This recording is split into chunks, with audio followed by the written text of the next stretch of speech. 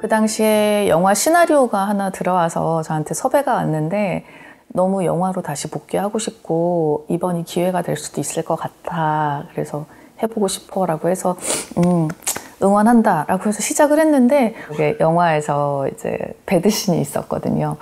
뭐 오늘 무슨 씬 찍었냐, 신음소리 어떻게 리허설하냐, 막 이런 게 막 얘기가 오고 가니까 그때 막 너무너무 스트레스를 받더라고요.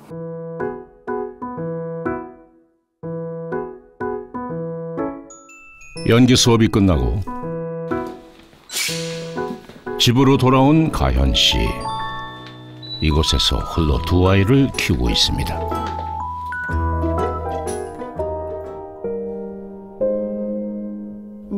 집에 아직 그 가족 사진도 그대로 걸려 있고 아이들 보라고 가구도 신혼 때 샀던 거랑 다 뭐 추억들이 다 묻어 있는 것들이라 사실 저도 새 걸로 싹 바꾸고 새 집으로 이사하고 새로 시작하고 싶었죠. 근데 그냥 월세거든요. 월세 보증금밖에 없어서 이 집에서 제가 애들 데리고 살고 남편이 그냥 차 가지고 나가고 저희는 이제 재산이 없었으니까.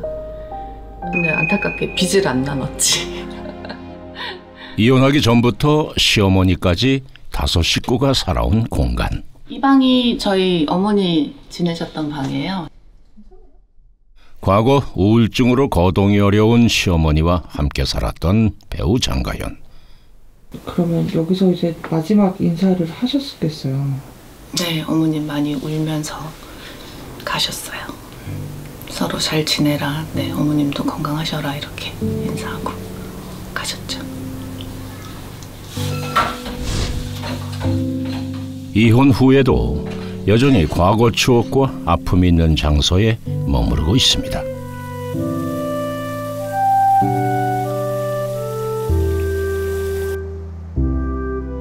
그 속에서 그녀의 마음은 괜찮은 걸까요?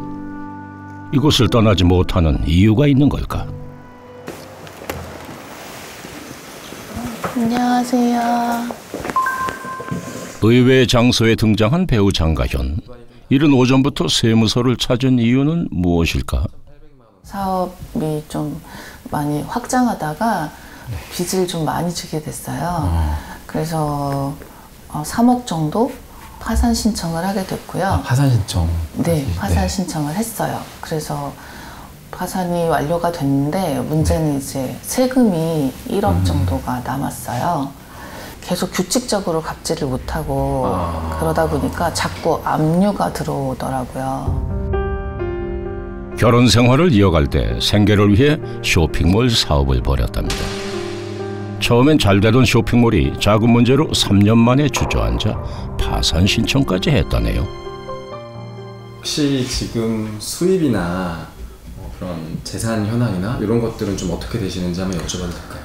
보증금 3천만 원에 월세 80만 원 소유를 하고 있고 나머지 재산은 없다고 봐야죠.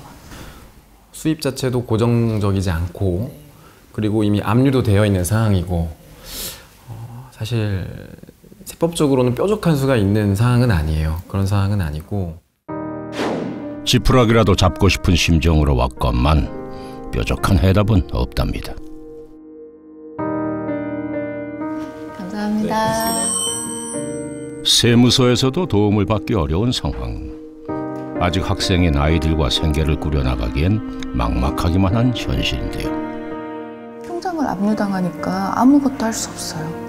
현금 뭐 10,000원, 20,000원 있는데 통장을 전체로 다 압류당한다? 그러면 당장 아들이랑 밥도 못 먹어요. 내가 주변 지인들한테 손 벌려서 다시 또 그 압류를 풀기 위해서 해결해야 되니까 이게 그냥 보통의 마음으로는 진짜 사라지기 힘든 것 같아요. 씁쓸한 마음을 뒤로 한 채 돌아온 집. 요즘 가현 씨는 매일 자기 전에 꼭 챙겨 먹어야 하는 약이 있는데요. 이혼 후 증상이 심해졌다네요. 무슨 약인가요? 수면장애가 제가 좀 심해서 약을 먹어도 잠을 못 잘 때가 있어요. 해가 뜨고서 간신히 1-2시간 잔다거나 아니면 이제 그때 약을 끊어보려고 노력할 때는 한 3일, 4일씩 잠 못 잔 적도 있어요. 수면 유도제까지 챙겨 먹지만 쉽게 잠을 이루지 못합니다. 그녀를 아프게 하는 것은 무엇일까요? 다음 날 정기 검진을 받으러 병원을 찾았습니다. 벌써 5년째 이어진 진료. 수면 장애로 가볍게 찾은 병원 진료가 이렇게 오래 이어질 줄 몰랐습니다. 요즘에 잠은 좀 어떠세요? 약이 없으면 여전히 잠을 잘 못 자고요. 네. 약을 먹어야 잘 수 있는데 요즘도 이게 여전히 이렇게 좀 불안감이 좀 많이 있나 봐요. 사실 장관님이 불안도 있고 약간의 공황 증상도 살짝 있고 힘드셨을 때가 상담 중 우울증과 수면 장애가 오래 묵혀놓은 과거의 아픔에도 영향이 있다는 걸 알았는데요.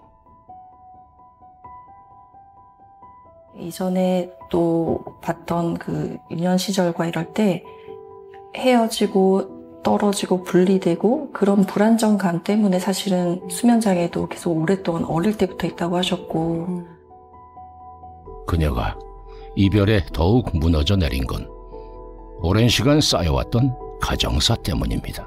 저는 엄마 팔자 담고 싶지 않아서 정말 이혼하기 싫었어요.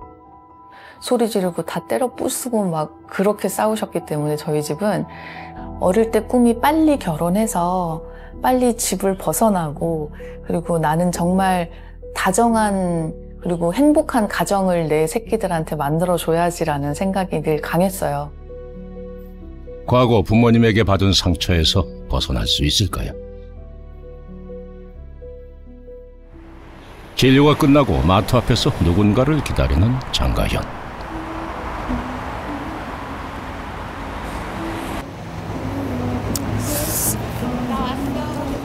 왔어.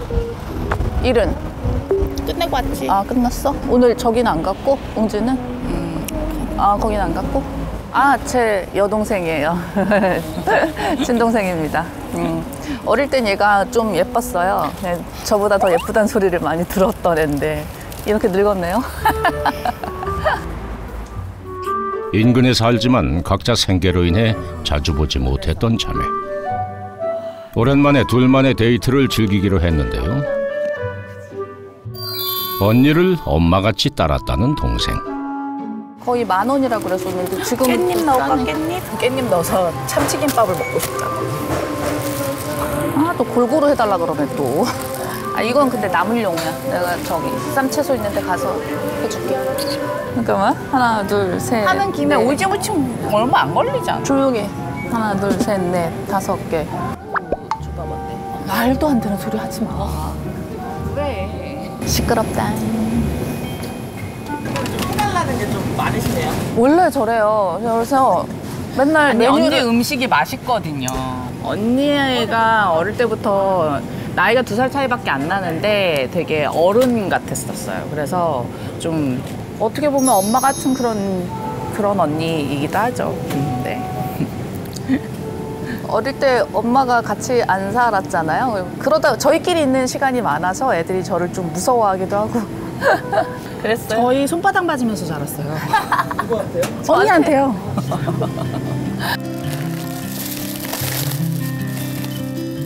친부모님을 대신해 서로에게 의지할 수밖에 없었다는 두 사람. 그들에겐 어떤 사연이 있는 걸까요? 결혼 1년 만에 남편과 사별하고 아들을 홀로 키우는 동생이 안쓰럽다는 가현 씨. 동생이 지금 아르바이트 2가지, 보험 설계사, 그리고 또 최근에 정수기까지. 그러다 보니까 집에서 밥 해먹기 힘들거든요. 그래서 제가 한 끼 좀 해주고 싶었어요. 그런 동생을 위해 추억의 음식을 함께 만들어 본답니다. 혼자서 어쨌든 아이 키우면서 살려니까 경제적으로 같이 병행이 돼야 생활이 되거든요. 그러다 보니까 네. 기다려. 칸 한번 나가서 내가 돈 벌어서 먹여 살려줄 테니까 좀만 기다려. 기다려. 로또가 되면 내가 집 사줄게. 그래. 추억의 음식은 바로 김밥. 여기엔 특별한 사연이 있답니다. 집에서 싸먹는 김밥은 진짜 오랜만에 먹는데? 그지?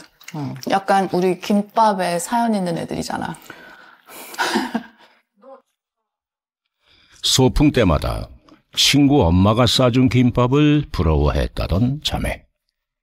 너 중고등학교 때 6년 내내 김밥 싸가지고 소풍 가본 적 있어? 없지. 그러니까 도시락 싸주고 그런 캐릭터 아니셨지 우리 새어머니. 니네만 없으면 우리 부부가 싸울 일이 없다고. 니네 없어졌으면 좋겠다고 얘기한 거? 기억 안 나? 나는 그런 거 기억이 안 나냐. 니네 어렸어. 니네는 어렸으니까. 그건 알아? 엄마랑 아빠랑 이혼하기 전에 아빠 먼저 결혼한 거다. 이혼 서류를 등록하기 전에 결혼식을 먼저 올린 거야. 알고 있었어? 몰랐어? 그렇게까지 몰랐지. 그래, 니네는 어렸으니까 엄마랑 그런 얘기를 안 했나 보다.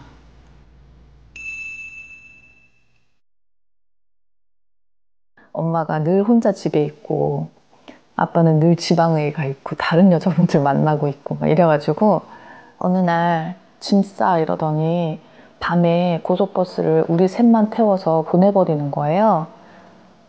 근데 그 당시에는 엄마가 저희를 버린 것 같은 거예요. 그렇게 아버지 집으로 가게 된 남매. 어린 삼형제를 기다리고 있었던 건 안타깝게도 따뜻한 품이 아닌 새엄마의 학대였습니다.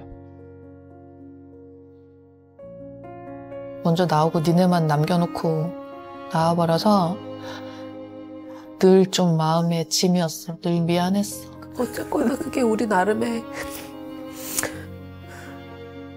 살기 위한 몸부림이었던 거지 뭐. 나도 결국은 장정원 놓고 도망가. 19살이 되던 해 집을 나온 장가현. 어린 동생들을 남겨두고 혼자 도망 나온 것이 늘 마음 한켠에 미안함으로 자리 잡고 있답니다. 엄마 아빠한테 돈 꺼줬다. 얼마를?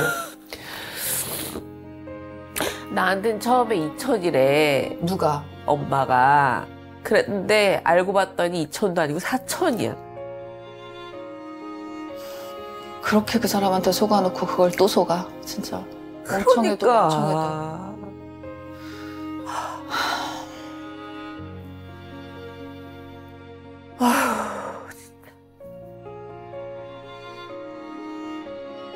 예나 지금이나 의지할 때라고는 서로뿐인 자매입니다. 잘 가. 갈게, 안녕. 맛있게 먹고. 땡큐.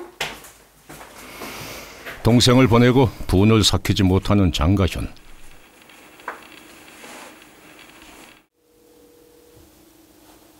아버지에게 전화를 걸어봅니다.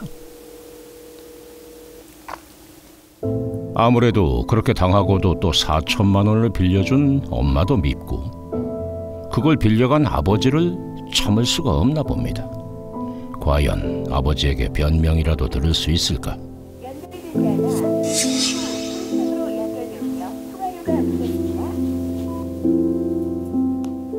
이제 화 안 나요. 사실 솔직하게 얘기하면 화라는 감정도 남아있지 않아요. 포기인 거죠. 포기. 어린 시절부터 지금까지 풀리지 않는 아버지에 대한 상흔은 더 깊어져만 갑니다. 늦은 저녁 외출을 하는 가현 씨. 애써 외면을 해도 운전석에 앉으면 늘 아버지에 대한 원망은 커져가는데요. 이 차에도 아버지와의 아픈 기억이 있습니다. 이혼하고 차 살 능력이 없었어요. 그래서 너무 힘들어서 아빠한테 연락을 했죠. 저 좀 도와달라고. 그랬더니 아빠가 본인 차를 주셨어요. 그게 혹시 몇 년 만에 연락하신 거예요? 10몇 년 만에 연락을 한 걸 거예요.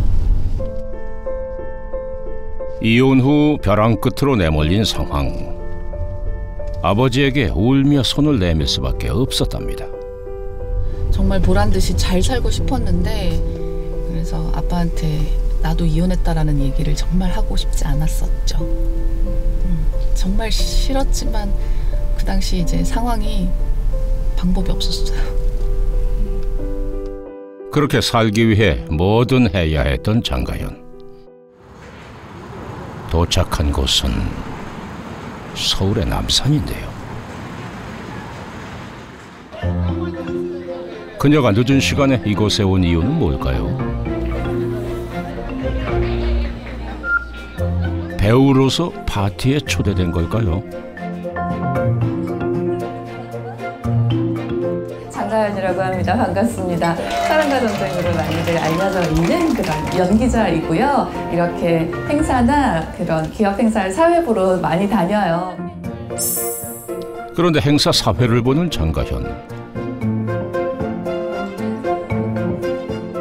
그녀가 행사 진행을 맡게 된 이유가 있다는데요. 좋아요. 여러분 박수 청해드리겠습니다. 배우의 일이 점점 뜸해지고 아이들을 위해 일이라면 뭐든 다 하고 있는 생계형 엄마로 살고 있는 중입니다. 요새 뭐 아버님들 회사 다니시면서 대리도 하시고 주말에 저기 배달 같은 것도 하시고 그렇듯이 저도 엄마잖아요. 가장인데 이것저것 다 해야죠. 직업만 돈이 되면 무조건 다 하리.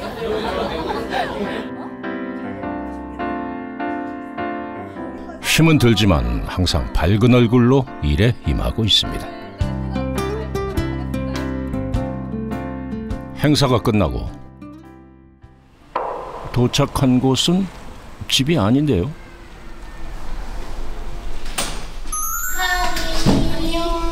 하이 롱타임 노씨. 안녕하세요. 안녕하세요. 저희 첫째 딸 조예은입니다. 인사해. 안녕하세요. 장가연 씨 딸 조예은입니다. 집에서 1시간 떨어진 딸의 자취방. 자신과 똑 닮은 딸은 만화가가 되기 위해 대학교에 다니고 있답니다.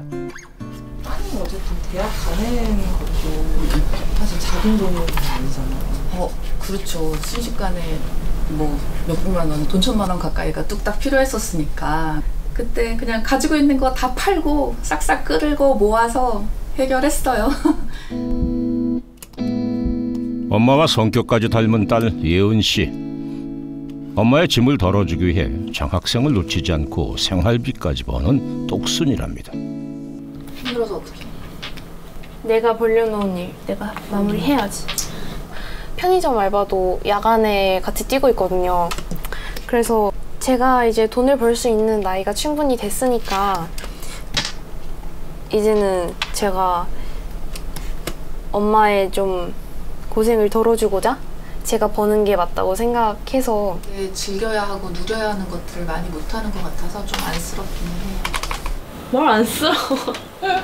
엄마 닮아서 키는 물려받지 못했지만 생활력을 물려받은 거지. 화이팅! 역시 내 딸이야.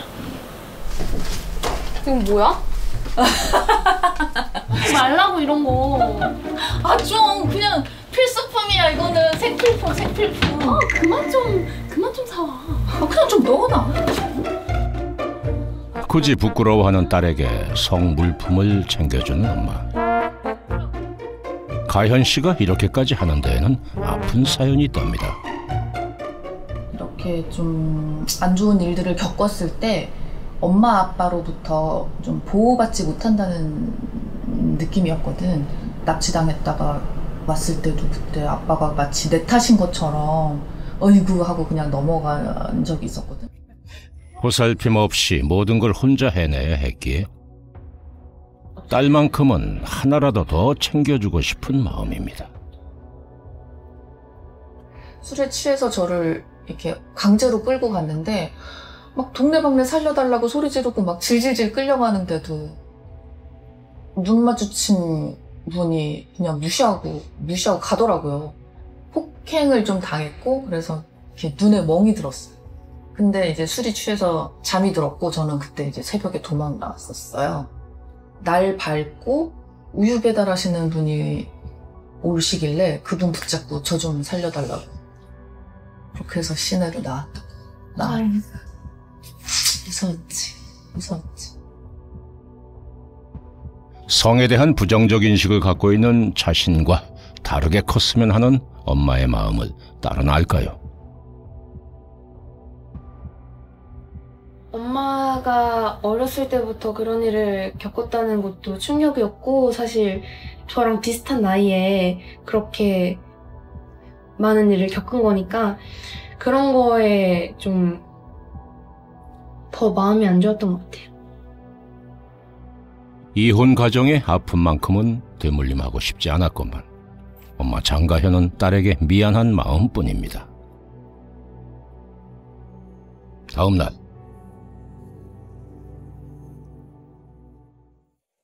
인근 공원에서 딸과 산책에 나섰습니다. 오랜만에 둘만의 시간을 보내는 모녀. 더 어린 아들을 먼저 챙겨야 했기에 그동안 큰딸에게 소홀했던 건 아닐까 마음이 쓰이는데요. 엄마가 이혼을 하고 나서도 일은 해야 되고, 또 사실 너보다 예준이를 좀 더 돌봤어야 했기 때문에 너한테 많이 소홀했던 것 같아. 그래서 네가 제일 예민한 그 사춘기 시절을 너무 좀 힘들게 보내게 내가 방치한 것 같아서 미안해. 친한 친구처럼 서로의 마음을 다 털어놓았다고 생각하는데 오히려 못한 말이 더 많습니다. 나는 약간 엄마가 내 옆에서 너무 우울해 있으면 좀 겁이 나.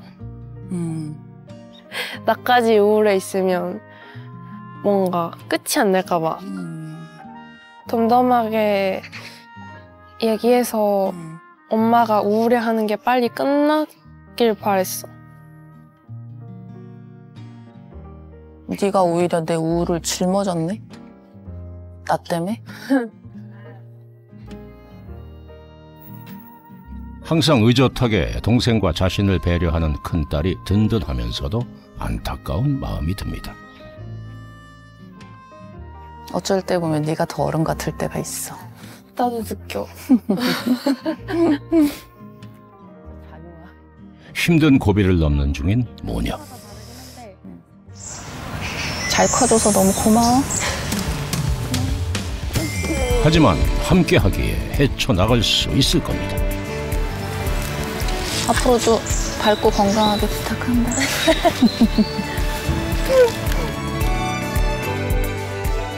파란만장한 인생이 담겨 더욱 깊어진 연기자로 돌아올 배우 장가현을 기대해봅니다.